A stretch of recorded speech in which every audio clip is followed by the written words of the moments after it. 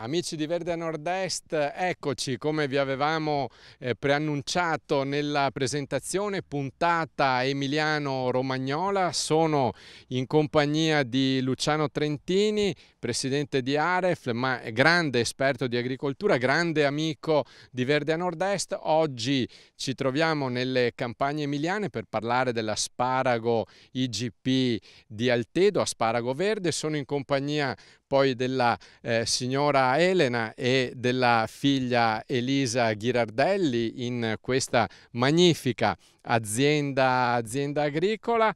Allora, Luciano Trentini, l'asparago verde IGP, che cosa ci puoi raccontare? Che caratteristiche ha? Beh, intanto la caratteristica principale di questo aspargo è che le varietà che vedete qui sono varietà che nascono direttamente da un progetto di miglioramento genetico sul territorio. Quindi qui siamo in presenza di una varietà che si chiama Eros, che è fra le più diffuse, circa il 70% della nostra produzione di aspargo IGP. È una varietà che cresce, una specie dell'aspargo che cresce un po' in tutti i terreni, molto diffusa, nasce dall'Altedo, che è la zona tipica classica dell'asparagicoltura bolognese, per poi trasferirsi nel tempo nella provincia di Ferrara, dove si coltiva praticamente il 60% dell'aspargo IGP. Allora, la differenza lo possiamo vedere nelle nostre immagini. Siamo abituati a vedere l'asparago bianco con una sorta di montagnola e la sabbia. Qui è tutto differente. Qui si coltiva in pari, come potete vedere. Non vi sono particolari differenze perché per quel che riguarda il bianco e il verde, la varietà può essere la stessa, cambia la tecnica di coltivazione. Il bianco perché cresce sottoterra e coperto con un film di plastica bianco-nera in modo da mantenere l'assenza di luce, ecco perché essendo senza clorofilla diventa bianco. Qui invece abbiamo un asparago verde, che è la maggioranza degli asparagi coltivati in Italia. Solo in Veneto si coltiva asparago bianco. E quindi noi abbiamo fatto questa scelta di optare per il verde, per tradizione soprattutto, e la tradizione ci ha portato l'asparagicoltura nel nostro territorio, è arrivata attorno agli anni 20-25, quindi ecco perché la tradizione per poter fare un asparago IGP. Allora, la signora Elena negli anni 20-25 non c'era, era di là a venire, però adesso insomma una bella azienda, lo coltiva, è un lavoro che fa con passione. Tra l'altro l'abbiamo vista con eleganza in pieno diserbo guidare anche il trattore. La vostra azienda, un po' di numeri?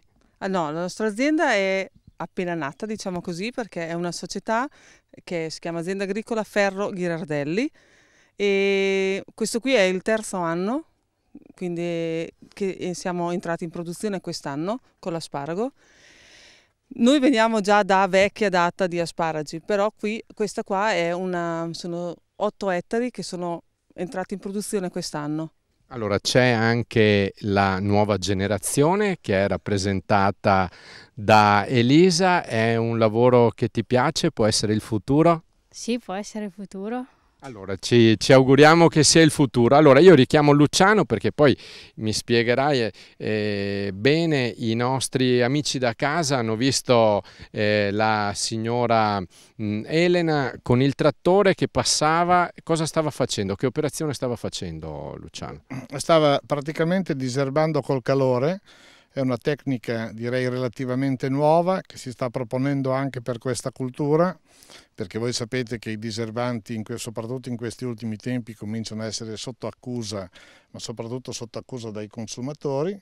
Quindi abbiamo cercato di, diciamo così, di prevenire quello che potrebbero essere eventuali blocchi di principi attivi messi oggi in commercio, cominciando a studiare tecniche alternative. E l'asparago vi garantisco che è una cultura abbastanza difficile da diserbare, perché naturalmente durante i 60 giorni del periodo di raccolta non si può intervenire con prodotti chimici. Qui invece abbiamo trovato un sistema che ci consente di intervenire senza creare problemi, e quindi la macchina è una macchina che funziona bruciando GPL, e quindi serve una buona abilità, avete visto prima Elena andare anche abbastanza spedita, quindi con una velocità che deve superare i 5 km all'ora, non creando praticamente problemi all'asparago stesso. Quindi dobbiamo lavorare per il futuro per avere dei prodotti sempre più puliti, e voi sapete che i nostri consumatori oggi cominciano ad essere molto attenti a questo.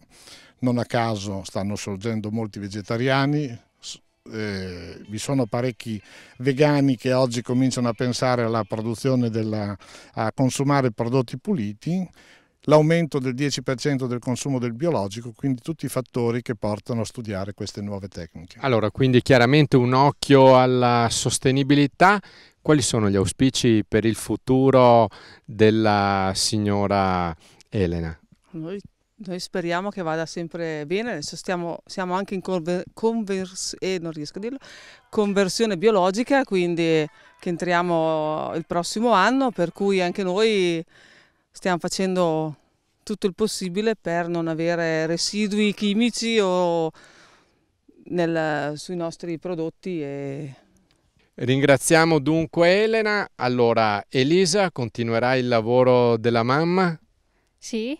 Sì. Ecco, se è possibile sì. Se è possibile sì, noi ce l'auguriamo. Allora, in chiusura con Luciano Trentini, un occhio, abbiamo detto, alla sostenibilità è importante. Credo che sia fondamentale.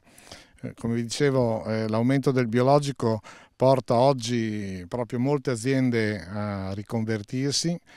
I francesi, che sono produttori di asparago come noi, hanno già cominciato a fare questo passaggio, anche perché buona parte della nostra produzione evolve verso mercati esteri o può evolvere verso mercati esteri che sono molto attenti alla sostenibilità. Quindi è un vantaggio competitivo notevole quello di poter proporre dei prodotti con l'assenza di prodotti chimici. Grazie a Luciano Trentini, grazie ad Elena e ad Elisa. Allora, vedo già pronta Laura Ferrari che ci parlerà dei kiwi.